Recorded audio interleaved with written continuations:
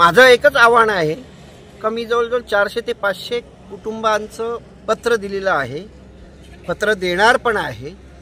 मी माझ्या 4-5 ग्रामपंचायतमध्ये कोणाचा बूथ लावून देणार नाही, एवढा मी चॅलेंजिंग कार्यकर्ता आहे। निवडून येण्याची क्षमता माझ्यामध्ये आहे, त्याच्यामुळे पक्षश्रेष्ठींनी पहिल्यांदा माझाच विचार करावा, अन्यथा पक्षाचं नुकसान होईल।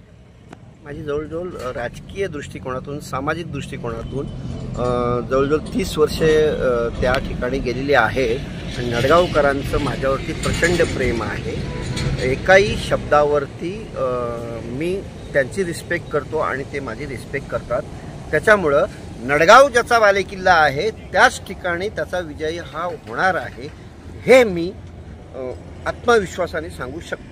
वाढीव करण्यासाठी पक्षाच्या नेतृत्वाची धुरा कशी मला सांभाळता येईल विभागाची, याचं मी जबाबदारी घेणार आहे। नडगाव जिल्हा परिषद गटातून 7 ते 7 उमेदवार इच्छुक आहेत, परंतु आपलं नाव सिलेक्ट होईल का?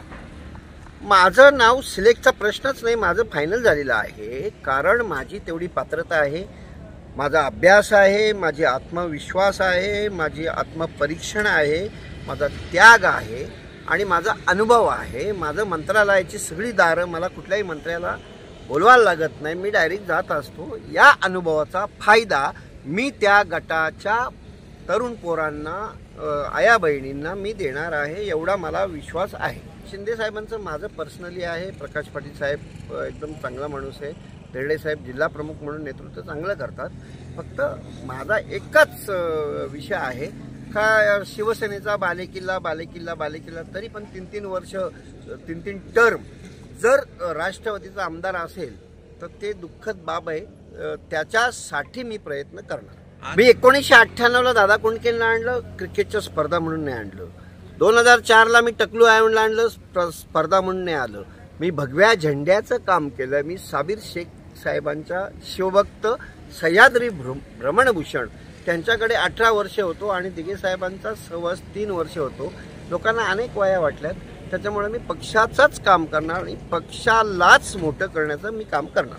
शहापूरच्या नेतृत्वामध्ये माझा पराजय होणार नाहीये, माझा विजयच होणार आहे।